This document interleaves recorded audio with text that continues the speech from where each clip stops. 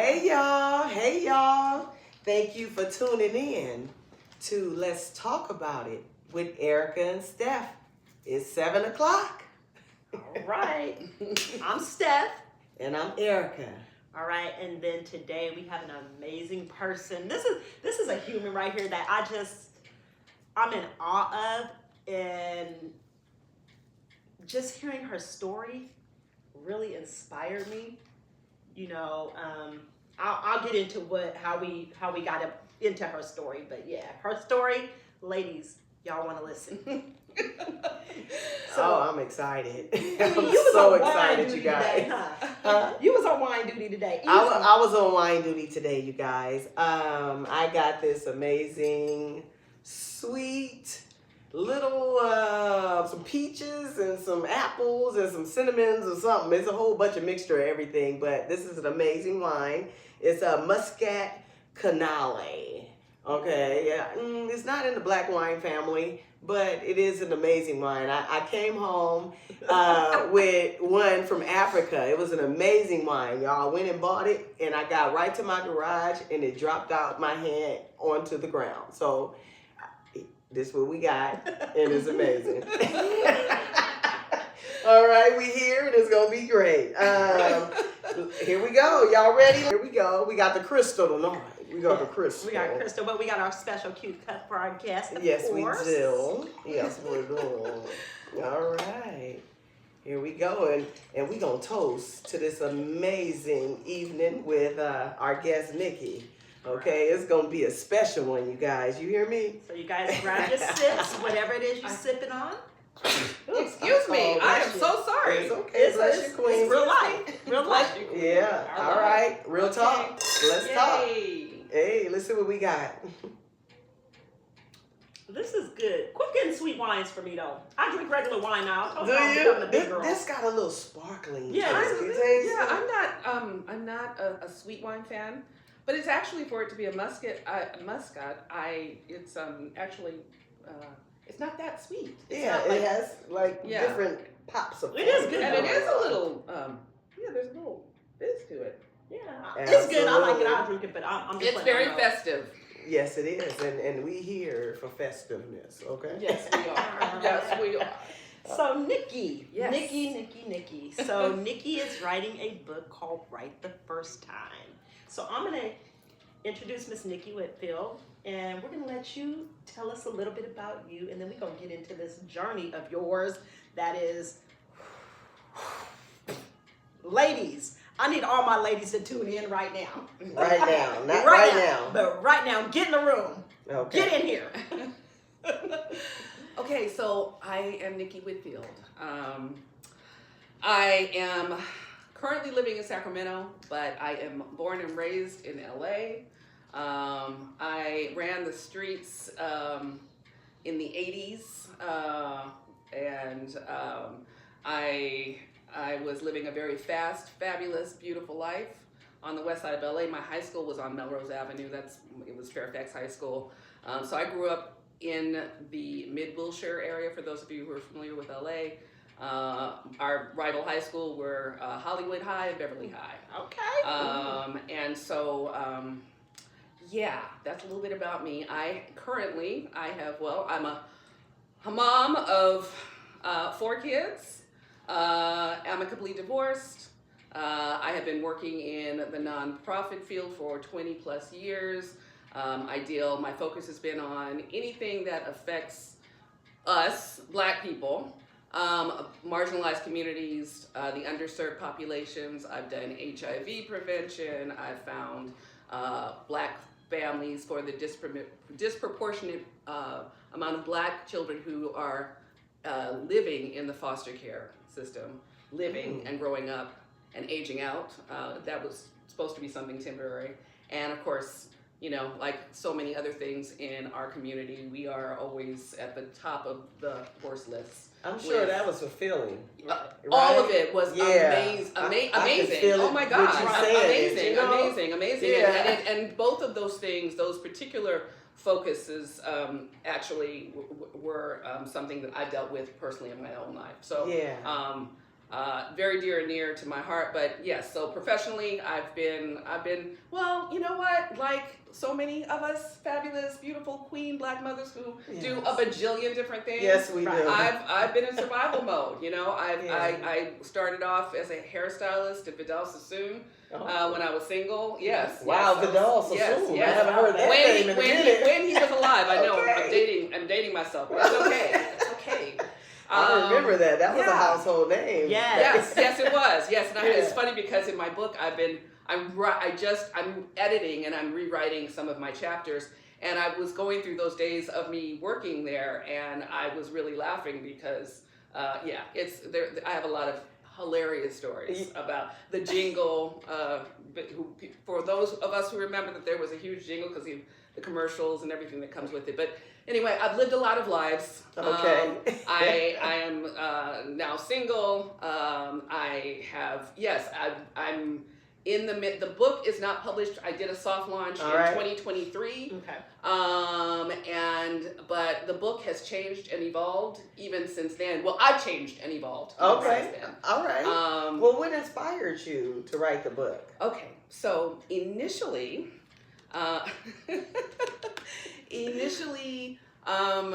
so yes, amicably divorced. I was married. We had 3 beautiful children biologically, and we met in church. We met in our church in LA, the Oasis, for those of you who know it. Oh. And we had a wonderful little group of friends. And he is an attorney. He is a very good-looking man. He was all the things my mom is no longer with us, but when I met him, I'm like, oh my God, my mother would love him. Yeah. He's originally from North Carolina. He speaks 3 languages. Oh. World travel, all the things, everything in a Tyler Perry movie. Okay. And that having been said, so yes, we were married. We are still friends. So your husband, my husband, inspired you to start to write. Well, no, he did not inspire me. Okay. Our story inspired me. All right. He is out and gay. Okay. He was at the time while we were married. He was living a double life. I have that story. How long were you married? We were married for 15 years. Wow. Yes. And it's a lot because we've only got an hour, but I know that is what caused me to write my book, because at the time we were both very involved in our church. I was involved in leadership, as was he. And I've always known that I've been called to deal with women. I've always had a heart for women and women's issues all the way around. And I've always been very authentic and had no problem speaking my truth to the world. And so I found out, and I know everybody's like, how did you find out?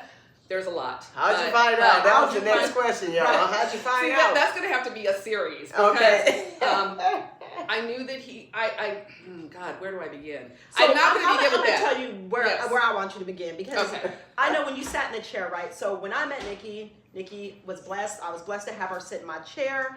And, she's been in a few times, and she always talks about her ex-husband, right? She's always talking about, my ex-husband is my best friend. And and I'm like,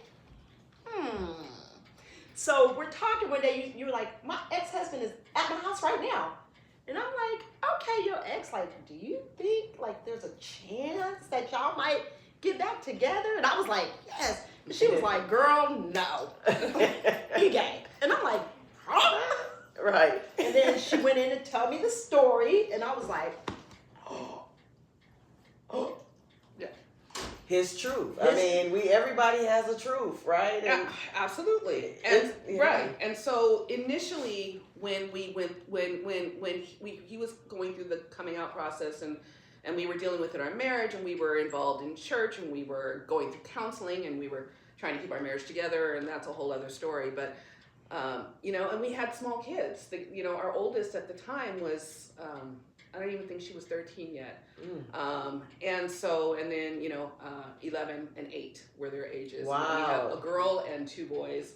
Wow. And that's a dynamic yes. right there. Yeah. And I felt that it was very important to talk about this because at the time it was 2008 when I conceived of the book, let's say. It was maybe a year or two prior to that, but when I really started saying, I really need to tell this story, it was 2008, and I was an at-home mom, and I was involved in my church, and I was doing leadership stuff, but I was, I didn't know what was going on statistically in the world of HIV.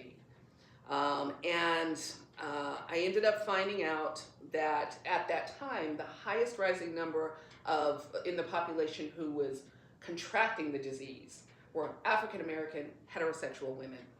And I was like, what? Why? From the husband. Now before you go, yeah, but it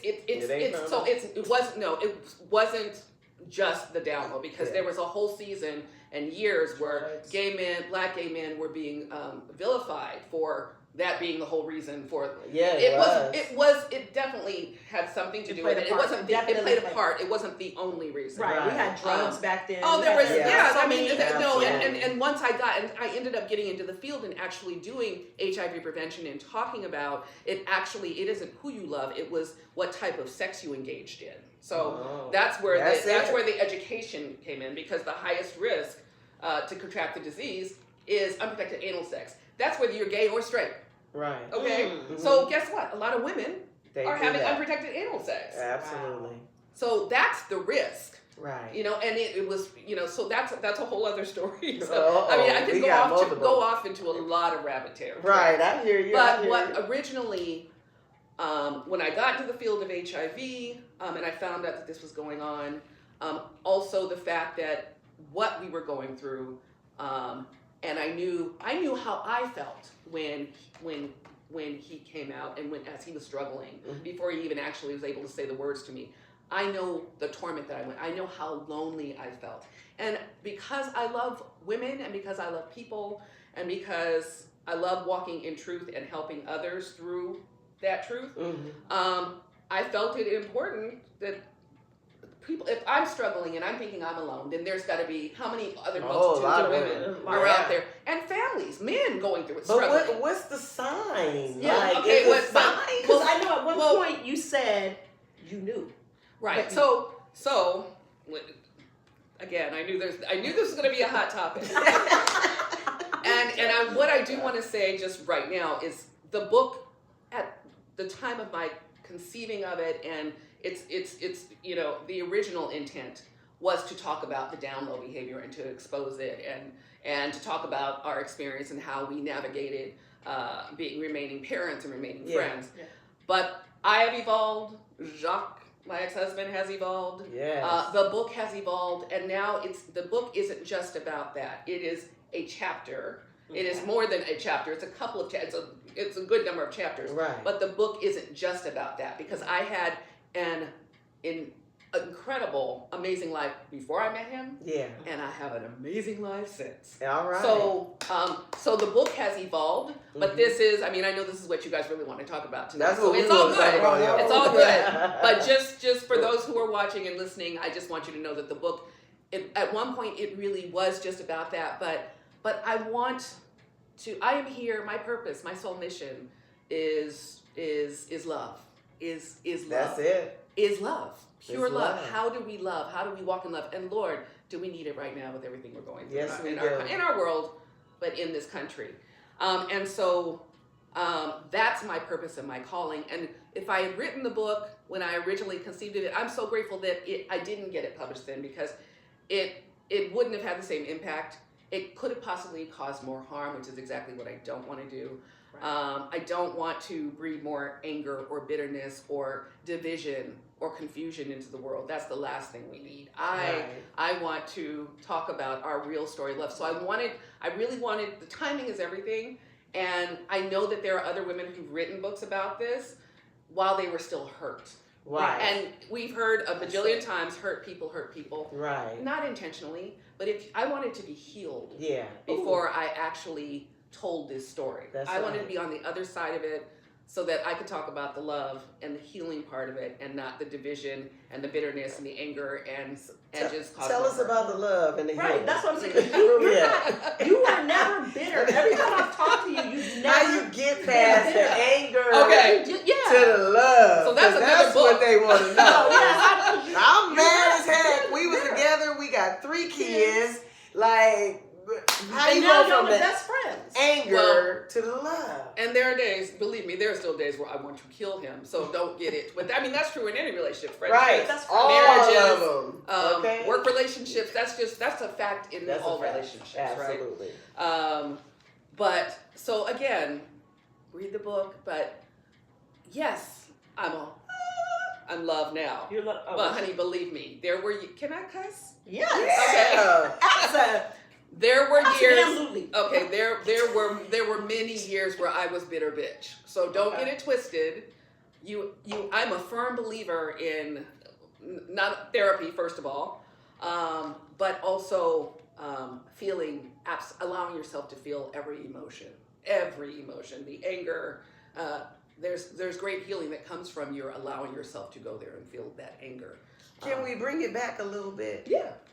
What does the lonely feeling feel like? Because Yeah. a lot of women, you know, they don't know what to be thinking. You know, they man out with the man. The man. Well, so yeah, first of all, the bromances. Yes. Okay, so first of all, we're socialized to always think that there's something Going wrong on. with us. No. Oh, wrong with Wrong with us. us. Oh, Well, okay. and to go inward and to hurt we've already been hurt and damaged, but to hurt ourselves further. So Right. the first question is, how could I be so stupid? Yeah. You know, the whole self-deprecation thing, like, how come I didn't see? You know, blah blah blah blah blah. We always go inward. Right. And so, tell me, what's your question again? There's so many things going through my mind right now. So how did you get beyond bitter bitch? How did you get beyond bitter? Okay, Like, that was a very long process because it didn't happen overnight. Healing, you didn't get hurt overnight, so you don't heal overnight. You know, just and if I may say, being in the church at the time, and it depends on which church. Let me just say that. Oasis because is different. Well, we weren't in that. Oasis is where we met. That was not where we went. yeah, because once we moved up to Sacramento, You went to a more diverse yes, one. no, black. That's a Okay. whole other story. All right. Okay, you guys are jumping all All over the place. over, girl. You got me. I'm Okay, trying to figure out where we at. We need like a dialogue or bullet points because yes. we're jumping around a lot. But We're jumping around because I It's a initially lot. thought the book was written. yes, Okay, that was in my Right. mind. yeah. And so I was looking for the finished product. Well, to I be can able to tell you what question the you about it. yeah, And what so the, yeah. we now your book has a couple of chapters that we Added. didn't know Yeah. that we had to discuss. So And a lot of the other ones have been, I mean, literally rewritten. So yes, Yeah. it is. but we gonna talk about chapter 1 through 15 today.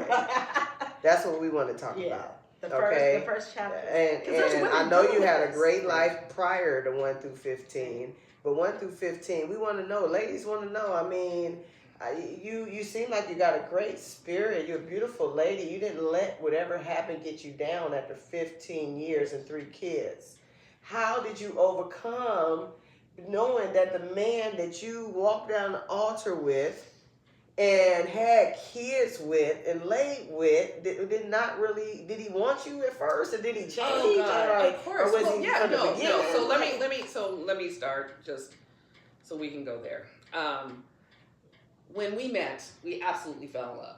Anybody, and if people saw us together even now, they still know that there is love there. So Right. that, you know, there are, and again, everybody has a different story. There are people Yeah. who have gone through this where the men really were wanting to use the woman, as the term goes, a beard or as a cover, and Yeah. really didn't have. That's not our story. Okay. He was struggling with who he hadn't even admitted to himself who he was.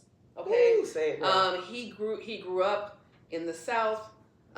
His mom was a pastor. He was raised in the church, and like so many men and so many women, if you're growing up in church and hearing that you're going to go to hell, yeah, you're not really gonna. You're not really feeling like you want to come out and feeling safe in that area. And also, you know, it causes self-loathing because they're knowing how they're feeling on the inside. But if everybody is telling them wrong, I mean, yeah. So But you knew when. Okay, so we met in our church in LA. I was going to another church at the time.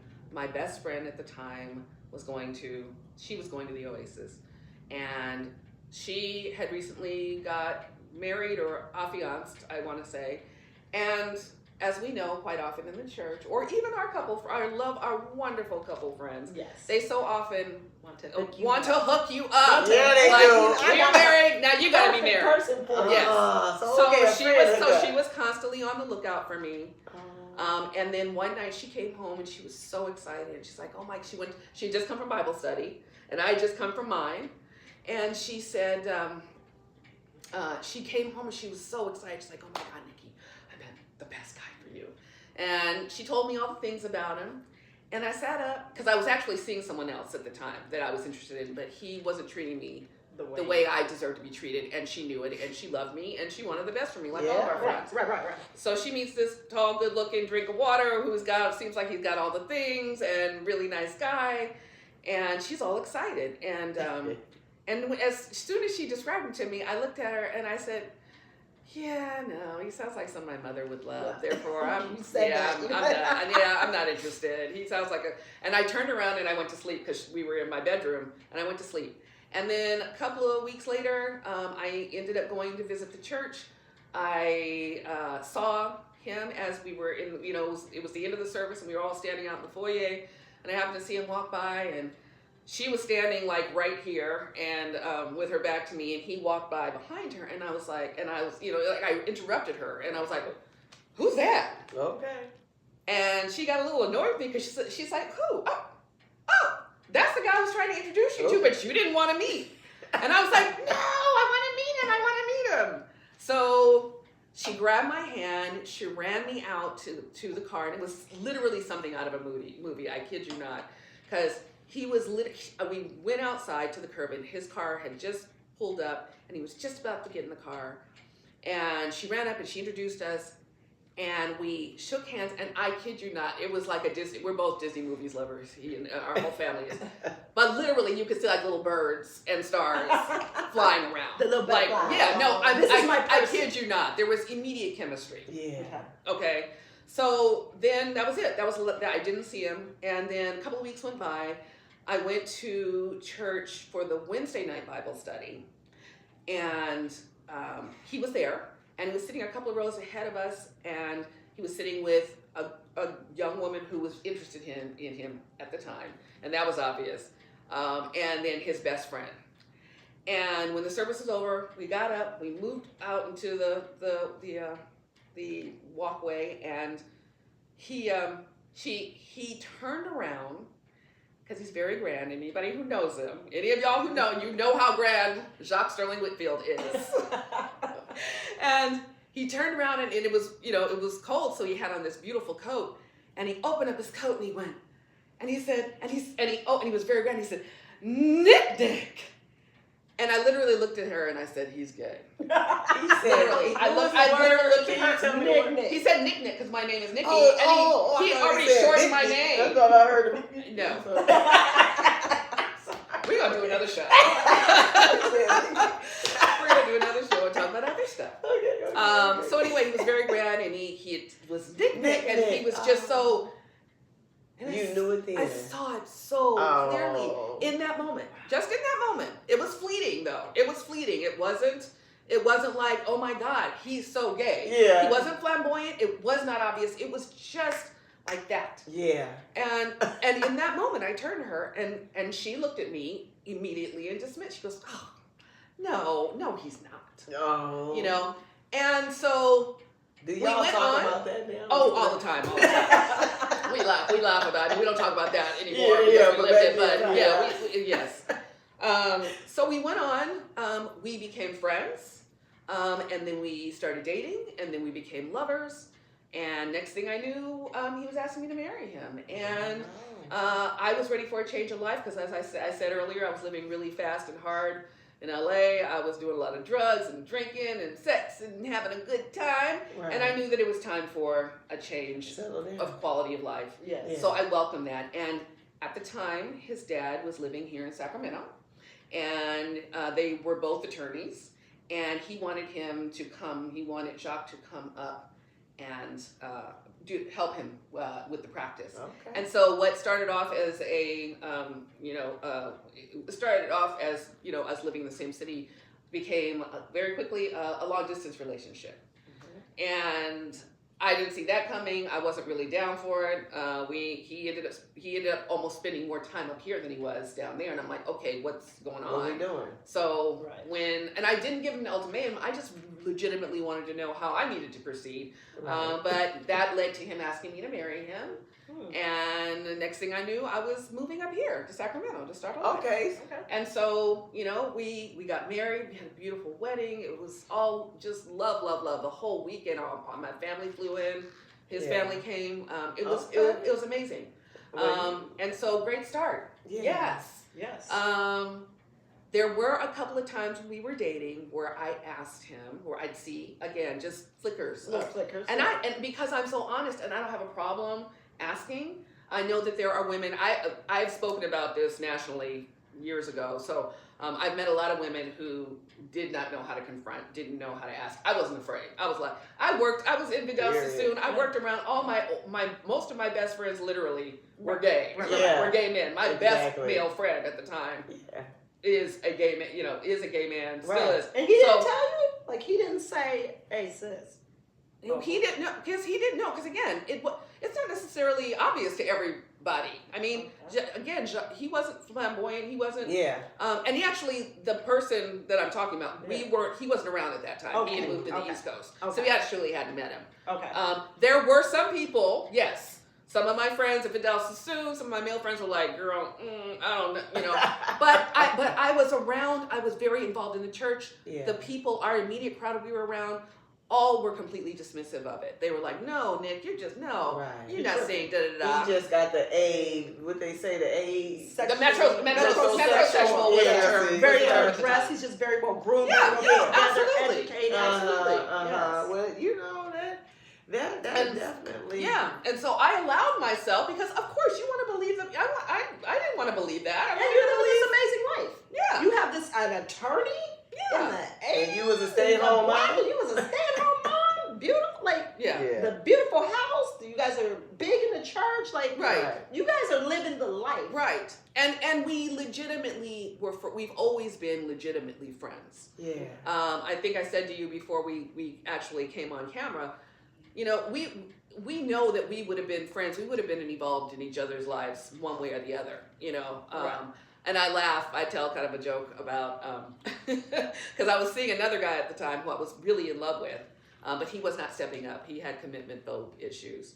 But my joke now is I did eeny, meeny, miny, mo, and I picked the mo. That's my joke. Girl, I did that before too. Kind of my I'm joke. not even gonna lie to you, and it was the wrong choice. Yeah. So, but I'm bumped. So. Any, mini, miny, mo. Okay. Yeah. Anyway. That spells Mark C. But we were legitimately in love. We were legitimately friends. He was legitimately struggling with who he was. Yeah. And as the years went on, to keep moving ahead, as years went on, and as I kept seeing more of it and dealing with it and asking and pleading for him to tell me the truth and all the different layers, and that's again get the book because it's too much to talk about in this hour. Right. But as we were both struggling and going through pain and hurting, and yes, we were still having sex because we were still having sex. We were involved in the church. I didn't want to believe that and I believed him because when you love somebody and they tell you, so he didn't tell you the truth for a while. When you look at them point blank in the eye and they're the person you love, they tell you no. Of course you want to believe them. Absolutely. Right. So he wasn't being honest up front. Long time. How many years it took? Okay, so again, he wasn't being honest with himself first. So that's what I want to keep bringing home. Okay. Because this is you asked where the healing really began. Yeah. Because I clearly have a very loving and forgiving heart. That's just been who I am since I was a little girl. Absolutely. But that does not mean I wasn't angry, hurt, bitter, all the things, betrayal. All I mean, all the the things that things. betrayal or any type of infidelity. Anybody who's gone through any type of infidelity or their partner lying to them about anything, any type of addiction, anything that is, whether it's whatever, gambling, drugs, anybody who has felt that that betrayal, that loneliness, that when you feel like somebody's trying to drive you crazy because something's true and they just won't tell you the truth. That's a universal. I hate to say hurt, but it's true. It resonates. Yeah. So that's one thing.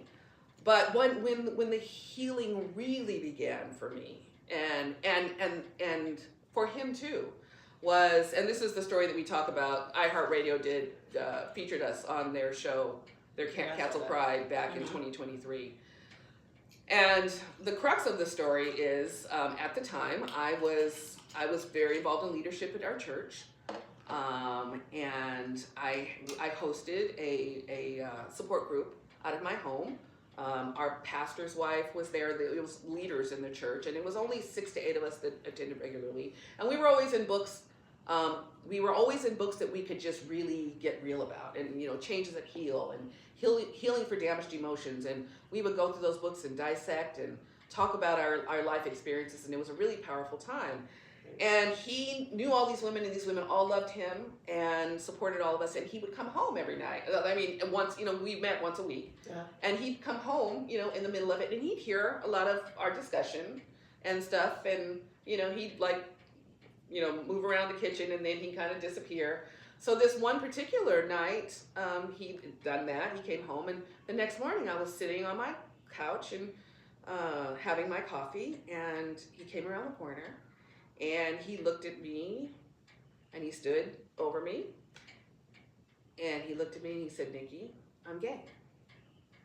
Ooh, he came to grips with himself. And ooh, hallelujah. And so when he did that, in that moment, I stood up and I hugged him, and we cried in each other's arms, and I thanked him for finally honoring me with his truth. With the truth. And with his truth. But in that moment, for me, as I was holding him, I literally realized, oh my God, all this time I had been angry and bitter and expecting him to just admit it to me, just tell me. But in that moment, I was like, oh my God. I mean, he literally was like, he was fighting over me. He had never in you. He had never admitted it to himself. I was expecting him to admit to me something he had never even come to terms with in himself. And for me, he trusted you. Yes. Well, to even allow himself to share. But he knew it was time. He was at the end of himself too. Right. I mean, he was tired of struggling and answering altar calls and having the devil called out of him and all the stuff that he was going. I watched literally turning himself inside out. Yeah. So to say that out loud, must have felt so wonderful. powerful for him, for us. I mean, you could literally feel. I could feel. The compassion flood back in my heart because we loved each other, and that's all I wanted for the longest. It was the hurt was just, how can somebody continually just look at you and just blatantly lie? Oh my God, that's enough to make you want to kill somebody. They don't have enough courage to speak their truth. Well, it sounds like. Well, he hadn't. Yeah. It's not. It's not even about the courage. It's about him coming to grips with himself. Yeah. And yes, of course it takes a tremendous amount of courage. I don't want to say that it doesn't. Right.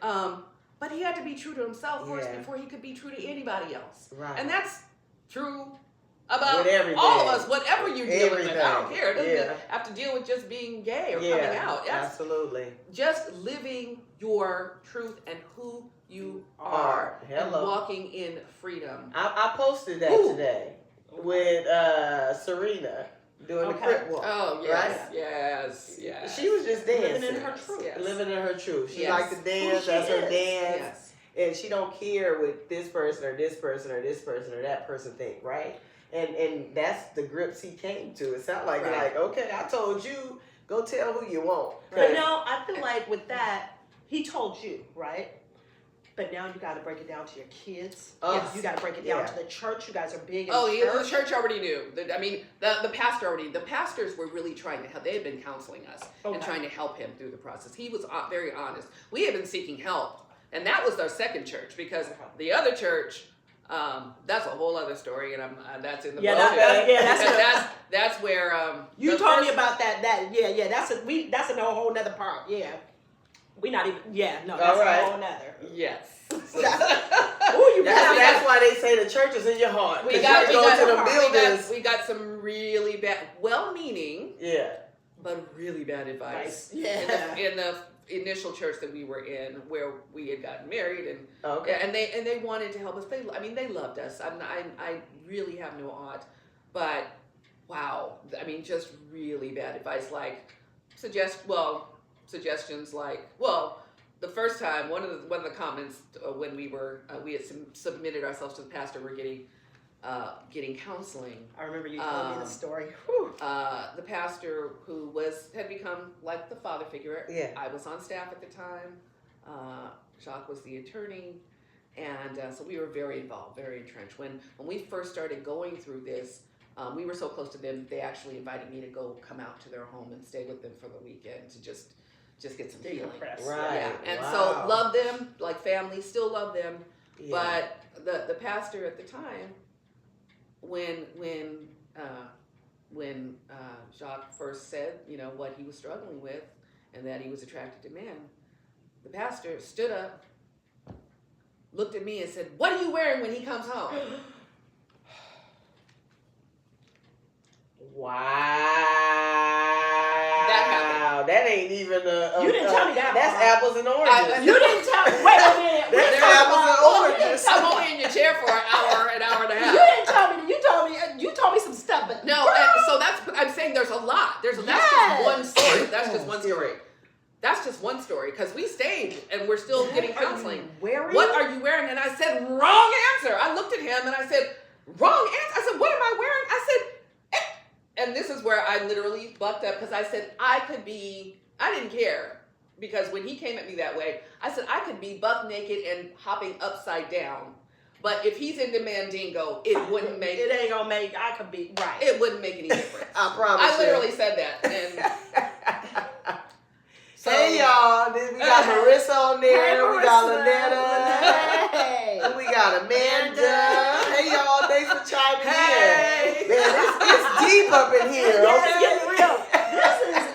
What are you... I'm asked. so irritated by that. You asked. I am so irritated. But again, the church. So that's the church. A whole But other the story. people in the church are human beings. Absolutely. And we have to realize that. Absolutely. And we have to use our own discernment when people are talking to us on what we going to use and what we not. Hence, trusting your gut and being right the first time. That's right. Right the first time. Yes. And listening to what's on the inside of you. Yes. Yeah. Ooh.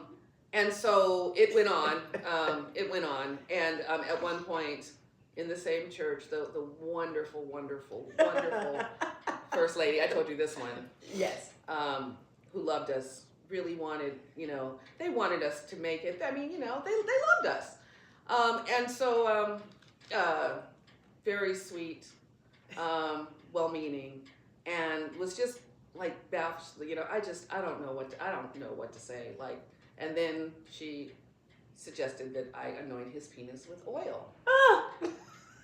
And, what kind? Holy oil. And then, so my response then was, because she was so sweet, I didn't want to embarrass her. I said, but the last thing the man needs is more lube.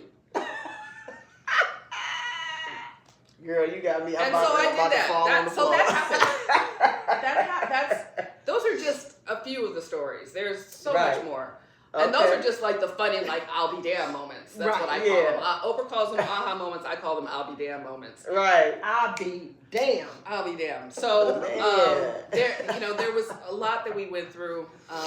And there was nobody there. That was another reason for me initially wanting to write the book, is if I was alone, and I've got this amazing network of people and friends, I'm surrounded by amazing people and therapists, how many women and people are out there struggling who don't have that support and who think they're alone and, are feeling suicidal and, taking it out on themselves and all the things and don't know that there are other people that are going through this, because we had to figure it out. We tried to go to therapists and we tried to see people. There was one time where Jacques admitted something and literally the guy the therapist curled up in a fetal position, and we stood up. We were like, are you there? Are you? We're like looking for him, and we were like, oh wow, look at the time. So everybody can't be your therapist. That's the understanding. Everybody's not ready to hear your story. Everybody's dealing with their own stuff. Yeah. But when you legitimately want help, and you're really seeking that professional support. Of course, most of these therapists at the time were Christian based, so let me just say that. Mm-hmm. So there was the battle of, well, the Bible says this, which was not helping either one of us in the real world. Yeah. And so when we actually did end up seeking help outside of Christian based counselors and or therapists who had Christian beliefs, we were able to get the help and support that we really needed. Okay. But it literally was a Seinfeld episode for a while. Right, because for a long time. They were against how he was. Yeah, well, yeah, exactly. Well, there was that. There was definitely that. They wanted him to, hence the comment about him answering altar calls and trying to cast the devil out. Right. So there was definitely that. But yes. Got it. And I wanted him to be whole and happy, and he wanted me to be whole and happy. How did you break it to your kids? Yeah, that's the thing. The kids. So I am very grateful because I've talked to other people on this journey, other women and couples who have not handled it well.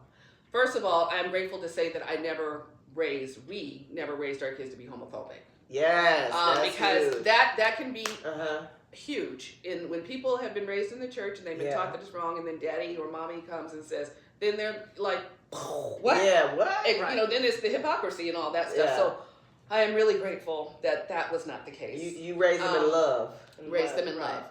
And so he told our daughter first, and because she was the oldest, and it was hilarious because they were very close. And I've never been a shopper. I love clothes and I love beautiful things, but I could easily have a personal shopper and say, go get this, go buy this for me, and pick things out. I don't need to have that shopping experience. So they used to love, he's been buying her designer things since she was, this big. And it's their thing. And that was their bonding time. And so he took her to lunch in the mall, and he has a very thunderous, very loud voice, and laugh. And so he kind of hemmed and hawed, and finally he told her. And Ashley, who is an online amazing, my daughter Ashley, for those of you who know her, is amazing, is an online influencer. Yeah, where's she at? Tell us about Ashley. I will. But she's amazing. She's an online influencer on Instagram, and she content creator and everything. Excuse me. And she is like the best of both of Jacques and I. I mean, talk about honest and telling the truth, and yeah, I got nothing on her. But anyway, when he told her, because at this point she was only 12, almost 13, and she just kind of sat there and she said, okay, all right. She's like, oh, okay. Well, that makes sense. That's why you're so obsessed with Beyonce and Mariah. And shopping.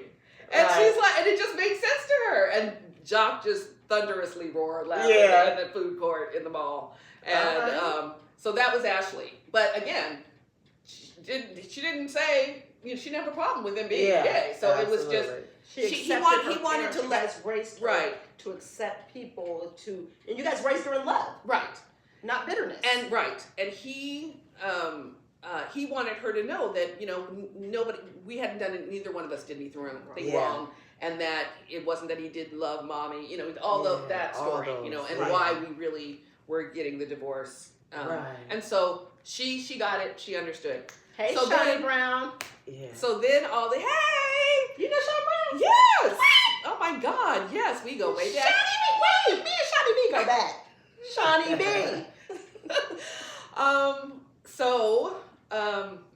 let's see, and so many of these women, they've been a part of my journey for a long time. Right. So they all remember, they're there for different seasons and different parts of it. They're like, oh, I remember that. So I already know that you guys, that's probably So your happening. sons. Okay, Yes, so the sons. So time went on. They're 11 and 8 at that point. And we lived in a small area. Our boys were soccer boys. We knew all of our neighbors. We knew everybody knew everybody. And we had like the busybody soccer moms, right? The ones who were all up in the business. And they're wondering, first of all, we found out that everybody was wondering why we seemed to be so amicable, because other people were going through divorces at the same time. Yeah, they're trying to figure out like, how come like the kids would walk in and he's still rubbing my feet? Like they're trying to figure out what the heck. So we ended up finding out there were some funny rumors going on, that we were swingers was one of them. And I was like, oh my God, we have to like, no. Anyway, but of course I was concerned with the boys. And I had a friend at the time, if anybody Googles us, they'll see there are a series of articles written about us and his coming out process and how we fared and all that in the Sacramento Bee, because Ed Fletcher, shout out to Ed Fletcher, who used to be with the Bee, wanted to write about it, write about our story. And so there are two different articles at different times.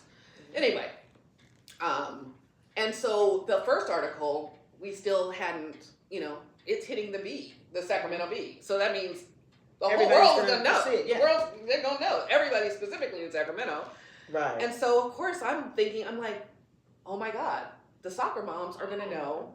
Before our boys know, Jacques, you have to tell the boys. Right. You can't have so-and-so and so-and-so running up to him. That would be horrendous. Right. So he agreed, and we finally sat down, and we had all these resources. We had, because a lot of our friends are therapists, and we got some books. Like we were like have this arsenal, right? Mm-hmm. So that if whatever they needed, we're there to support them. Right. So we sit them down, and Jacques does his thing, and he tells them, and then he goes, after he finishes telling them, hey, look, he says, so, both of us are leaning in, and we're like, so, we're here to answer any questions. What do you need? What do you need? So they were really quiet. And Chase raised his hand, and we're like, yeah. And he's like, well, Dad, we don't have a problem with you. We don't have a problem with you being gay, but why'd you lie? Mm.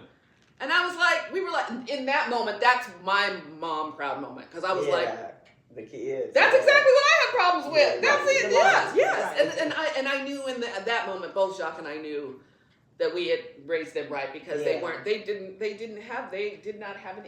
flinch about him being gay. It was why did you lie? Yeah. And he explained it to them. And then Joshua was a young baby, because they're all such grown men now, but he raised his hand, and we were like, yes. And he's like, can we have chipotle for dinner? You couldn't pronounce chipotle. It wasn't even important no more. Okay? And that was literally, that was it. It was anticlimactic. Oh, that was it. I love it. Yeah. So do you think your kids had any inkling? Like, do you think your kids had any idea? No, because again, it's their parent. They're not homophobic. They didn't necessarily want their parents to get a divorce. Mm-hmm. But we felt that it was important for them to know that it wasn't because anybody had done anything wrong or bad, or we didn't dislike each other. It was that Dad needed to live his truth, and I deserved to live, mine. So, that should have really made them confident in whatever they choose to do in life. Absolutely, because it's open. Absolutely, like that. And so that's really great. This is a great story. I'm really, really excited to have you here. Like it's so many ladies. Right. There's so many layers, but with so many people getting divorces, and it's so bitter and so hateful and so mean, you guys to this day are like best friends. Like I said, I hear you always saying, he's coming over for dinner, you guys spend holidays, you guys do, he rubs your feet, he does, and I'm like, well, that's weird. Like, You ain't mad? Like, do you ever think when you rubbing your feet, you want to just be like, Not anymore. There were years, yes, but not anymore. We're so far out of it now. It's it's been over, God, it's 13 years now we've been divorced. So, no, we are truly positive parent partners. Does he have a partner? He has had partners. He was married shortly after. Yes. you ain't tell me that. Hold on. Wait a minute. Okay. You ain't I tell me only that. sit in your chair an hour and a half. Oh, dog, Probably be under the dryer for 45 minutes or so. Exactly. But no, he has, and again, that's his story to tell. I want to be Yeah. honest, not to talk too much. Totally. Yeah. He's got his story to tell. I've Okay. got my story to tell. But yes, he has been married since us, and divorced, and now he's seeing people. Good. Because you can come to grips with who you are, but still not want to publicly be who you are. So that's why I asked that question. And I'm glad to hear that, because you just stepped out. So what about you in dating though? Oh, girl, I'm open to dating. I have been dating. That has been a sitcom, and many of my friends are like, "You need to write a book about that." Yeah, you need to write a book just about your experiences, because that's going to resonate. Your new daters feel about you and your They ex don't have being so close. They do not have a problem with it, because again, I mean, there has been a time where so let me say that I've had to grow in me separating myself, because he is an ominous personality. He's a very big personality, so I am mindful of that. Yeah, I saw the video, and I was like, okay, he is. Yeah, I'm very honest about, I'm always honest about who he is and how, how connected we are. But I've had to grow in that in the last couple of years and say, you know what? You need to get, in fact, when I moved, I left the country for a while and came back. I was intending to not come back. But one of the things that I knew I needed some breaking with was actually from him. Because men are territorial, right? It can be. And so, it got to be a little unhealthy. And I realized, because, and in my book I talk about this, but I lost my mom when I was 18 years old, and she was my best friend. And my whole world just literally crumbled, and I went into survival mode from there. And so I've been, like so many of us, I've been looking for belonging and family, and I was able to create my own family, which is amazing. But I also realized that the unhealed part of me has been holding on to that family, and he has been representative of that. And where, yes, we can be friends. And literally, I have just come to this in the last, with me leaving and coming back, coming to this, that I realize, Amanda, one of my best friends, she used to call, and Jacques knows this, she used to call him Karma Cockblocker. Karma. Karma Cockblocker. Ooh, that's I've been talking about how, who I wasn't waiting, and it wasn't that men ran from me or anything. It's just, who's going to be able to penetrate that kind of bond? Yeah. Because it's spiritual, right? It's energy. Yeah. It's energy. And so, even though we've been divorced, and so many of my other friends, Kim Tucker, have called me on it at different times and intervals in my life. They're like, girl, you need to cut that out. It's not an umbilical cord, but it feels like it. Yeah. And I realized how much I have fed into it. Jacques is Jacques, and Jacques cool no matter what. If I said, Jacques, get off me, he'd get off me. Yeah. But I realized how much healing needed to take place in me. Right. And when I talk about my book evolving, and this book is not just about, it's more than just, it is about learning to trust your gut and what's on the inside of you. And I tell all the stories of when I knew something and I ignored, and I allowed other people's visions and versions and voices to influence me. But the whole just somebody said they need to trade that trademark. Well, okay. Yes. Don't anybody do it. I will come for you if you do. It's mine. You heard it first. We got proof. Right here. We got proof. But really, it's about the journey to myself, back to myself. And I know we hear that all the time, and I know there's been Eat, Pray, Love, and all that. But this is about one Black woman's my story about my journey back to myself and healing and realizing the things that for me to really walk in freedom, all the things that I need to do. And so, You know, I just want to say that what you went through may have stopped somebody in their tracks, right? And they go within, you know, and think it's all them. You know, Yeah. the men don't like me. But you sit here today, healed, happy, still friends. and still working on my stuff because I'm a work in Still progress. dating. You don't give up Yeah, because you something happened, right? Yeah. Oh God. no. Yeah, No, like- I believe in love.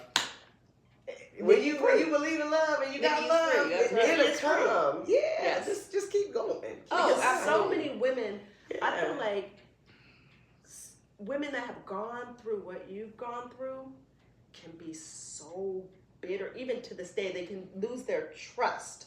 Yeah. Like they may Yeah. not trust another man, or even if that man may not be doing something, they could be like, "Oh, I see it. This is what he did. This is I seen it. I seen that before. I've seen that before." So You that know, means- we that you know what I'm saying? familiar. And we run. You can run somebody off. Yeah. Oh my How God. do they stop that? You feel me? How do they Right. stop feeling like that? Yeah, Erica's Yeah, cold in here. I I'm like, got you got you, that. man. Thank you, thank you. Yeah. Well, yeah. I mean, Erica got a cold in here, y'all.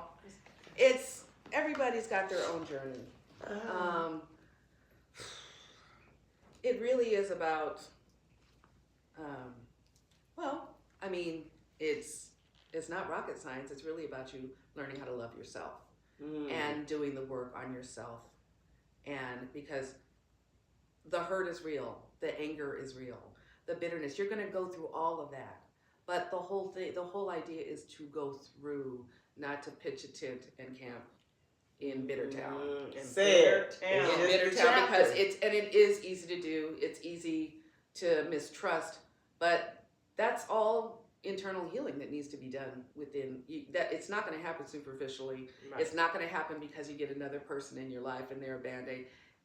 It's dealing with all those unhealed spaces. That's In yourself. in yourself, doing the work on yourself. But another thing, you didn't blame yourself. How many women, even with the Yeah. church telling you what they Yeah, told you, woo, that was you huge. could have been like, "Oh, it is my fault," or "I could have did Right. this." That's or true. I could have No, did there- something yeah. more. What more could I have?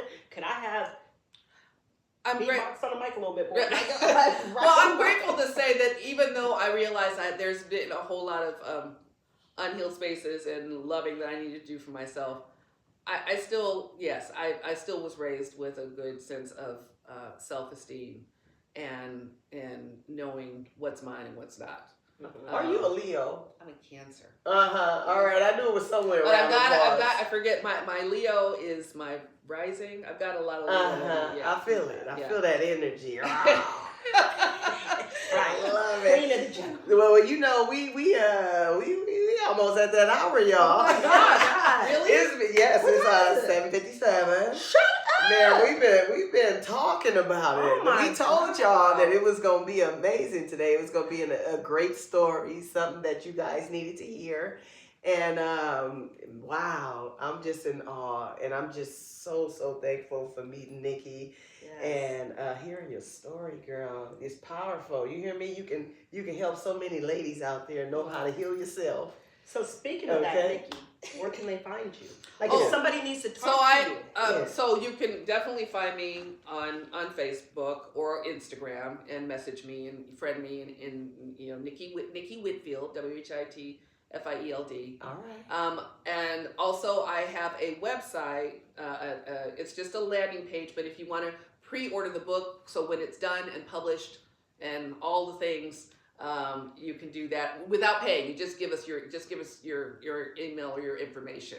Okay. You don't have to pay anything. What's the but you can- website? It's just NikkiWhitfield.com. All right, NikkiWhitfield.com. Pre-order the book, y'all. 'Cause Pre-order, woo, I want to get all these evolving because, I just had a little bit, but now that you've told me how much the book has evolved, and at first I did think, okay, this is tea. You know what I'm saying? At first I was like, oh, this is going to be tea. This is going to be tea. Yeah. But listening to you, like genuinely hearing you, not just listening to words, but hearing you, I can see the healing part, the self-love. Yeah, me too. I We're can going feel through it. Like at first I was like, well, this Yeah. gonna be tea. Her man came out and she gonna be bitter. Yeah. But no, and then I'm like, well, how's she not bitter? But going through it and seeing your energy, like Yeah. your energy is happiness. Yeah. Aww. You can feel it. I You feel, can feel it. it. That's really nice. Beautiful. Like literally, That's like when I wonderful. used to be Yeah. like, when you would talk about your ex, and I'd be like, I'll talk about my ex. I don't talk about Well, and again, I have some amazing stories to tell. Like part of my healing is also separating from Jacques. Like everybody wants to talk about Jacques, but I got divorced from him for a reason too, because I'm an amazing human being, all apart from my damn girl. And I've got, even me writing my story, I'm like, oh my God, I forgot I did that. I Yeah. forgot I did that. There are people who know me who don't even know. My kids don't know. I read 3 chapters that I rewrote to my son, and he's like, he laughed and he said, Mom, I didn't know that about you. Yeah. Because I've been in survival mode. I've been going. I've been doing. I'm the Yeah, mom. girl. I'm not sitting down and telling them Look. everything I went through when I was there. I'm pretty transparent. They know a lot about me, Yeah. but there's so much they There's don't so know. much more. So this is about Yeah. legacy too. It's That's not right. just about, and I'm deliberately separating myself because this book is not about Jacques. Right. Jacques has his own story to tell, Yeah. and he will tell it. And he's writing his own book, so he That's has right. his own story. Woo. I can't tell this story. He has We to gonna tell go me that get his book too. a long That's time right. ago. Okay. Oh, and I do want to do, what time is it? Because I want to do a shout out to Kelly Todd. 8:01. Time to go. Oh, okay. Do your shout out though. Kelly Todd Griffin. It's just Kelly Todd.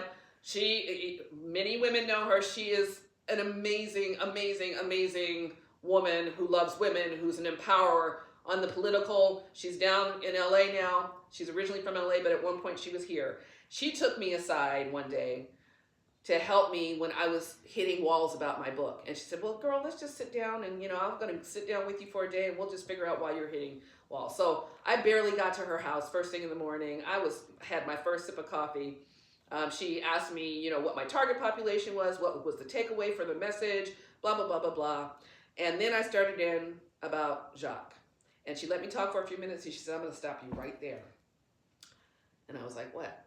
And she said, so you're not writing your story. You're writing his story. Ooh. And honey, it was like for the Warner Brothers cartoons where Daffy Duck used to get sliced in between and just like end up on the couch like that. That's the way I felt. That is something to think about. And she said, you can't. And he had told me the same thing and I didn't receive it. I thought he was hating on me.